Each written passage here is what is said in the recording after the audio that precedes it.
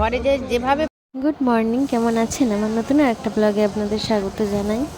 আজকে দোল, এখানে সকাল সকাল রান্নাঘরে চলে এসেছি। তো এখানে ঠাকুরের ভোগ করব, একচোটে আমাদেরও রান্না করে নেব। আর আজকে ঘরে যেহেতু রাধা গোবিন্দ আছে, তো তার পুজো না দিলে তো নয়। দোলের দিন পুজো দিয়ে তারপর আমরা দোল খেলি। এই যে এখানে ঠাকুর আছে, তো ঠাকুরকে আমরা যেহেতু খাবো, রং মাখবো, সব কিছু করবো, তো ঠাকুরকেও একটুখানি তো দিতে হয় খাবার। তারপর এখানে যে তারই জোগাড় করছি আর কি। পুরোহিত মশাই আসবে, পুজো হবে আর কি বাড়িতে। এই বেশি কিছু আয়োজন করতে পারিনি, যতটুকু পেরেছি ততটুকু করেছি। ফল মিষ্টি, আমরা যেটা খাবো আর কি, রাইস করেছিলাম, ফুলকপি আলু দিয়ে পনির দিয়ে তরকারি করেছিলাম, চাটনি করেছিলাম, এই খুব সামান্য আয়োজন করেছিলাম। তো সেটাই ভোগে দিয়েছি। সকাল সকাল উঠিনি, কাল সারা রাত গিয়েছিলাম। আমি কখনো যাইনি, তো এইবারই প্রথম গিয়েছিলাম রাতের বেলা।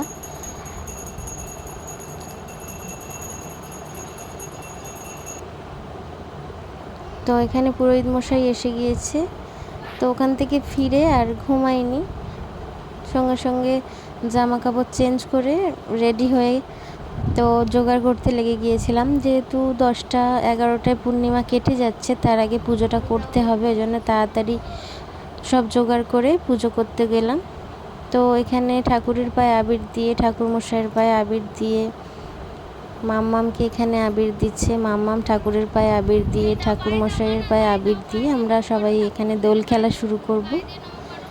তো আমাদের বাঙালিদের এটা একটা কালচার যে বড়দের পায়ে আগে আবির দিয়ে তারপর দোল খেলা শুরু করতে হয়। ঘরের যেহেতু রাধা গোবিন্দ আছে, তাকে আবির দেব, তারপর দোল খেলা শুরু করব। এখানে মাম্মাম আবির দিচ্ছে, ওর পুরোহিত দাদুর পায়ে আবির দিচ্ছে, প্রণাম করছে। এখানে মাম্মামের বাপি আবির দিচ্ছে ঠাকুরকে, আমার দেওয়া হয়ে গেছে আগেই।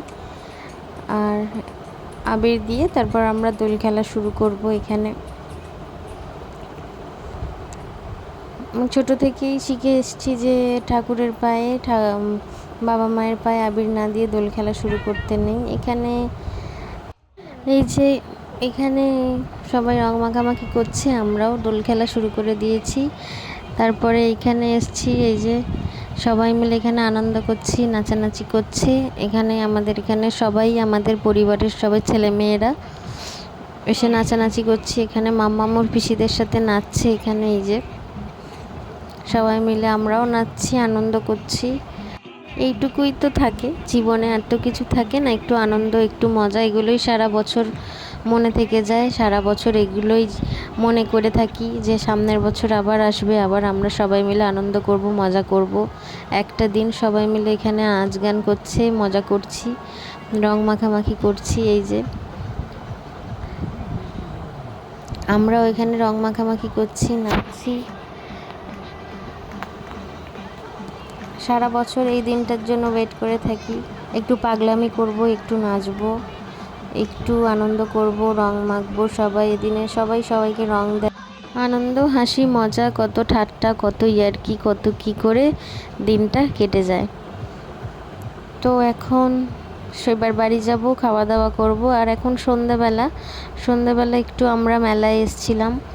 এই যে এখানে ফুচকা খাচ্ছি, মেলায় এসেছি আর ফুচকা না খেলে ঠিক জমে না। ফুচকা খাচ্ছি, এখানে আইসক্রিম খাচ্ছি। আজকে আর কিছু মানতে ইচ্ছা হচ্ছে না, এটা খাবো না সেইটা খাবো না, মনে হচ্ছে যেটা খাই সেটাই খাই। তো এটা দেখতে আমার খুব ভালো লাগে। তো খেতে অতটাও ভালো ছিল না, কিন্তু অন্য জায়গায় আমি খেয়েছিলাম, খুব সুন্দর খেতে ছিল। এটা কি রাবড়ি ফ্লেভার যাই হোক হবে, এটা আমার অতটাও ভালো লাগেনি। প্রচণ্ড মিষ্টি ছিল, ওটা আমার অতটা ভালো লাগেনি। ওই জন্য আমার মিষ্টি খুব একটা ভালো লাগে না। তো অন্য জায়গায় যেটা খেয়েছিলাম সেটা কিন্তু খুব সুন্দর ছিল খেতে, কিন্তু এটা আমার দেখতে ভীষণ ভালো লাগে। তো এই যে এখানে গঙ্গা ঠাকুর, এখানে এই যে কেওড়াতলা, আমাদের এখানে গঙ্গা পুজো হয়। তো আজকের দিনে একটু মেলায় এসেছিলাম, আর মেলায় এসে এই যে ঘোরাঘুরি করছিলাম। আগে আমি কখনো এসবের দোকানে যেতাম না, দেখতাম না, কিন্তু এখন মেয়ের জন্য সব দেখতে হয়। খালি ক্লিপ দেখি, গার্ডার দেখি, আর সংসারের জিনিসপত্র এই যে দেখলে আর এই দোকানটা থেকে নড়তে ইচ্ছা করে না। তো সবাই ভালো থাকবেন, সুস্থ থাকবেন। ভিডিওটা এখানেই শেষ করলাম, টাটা।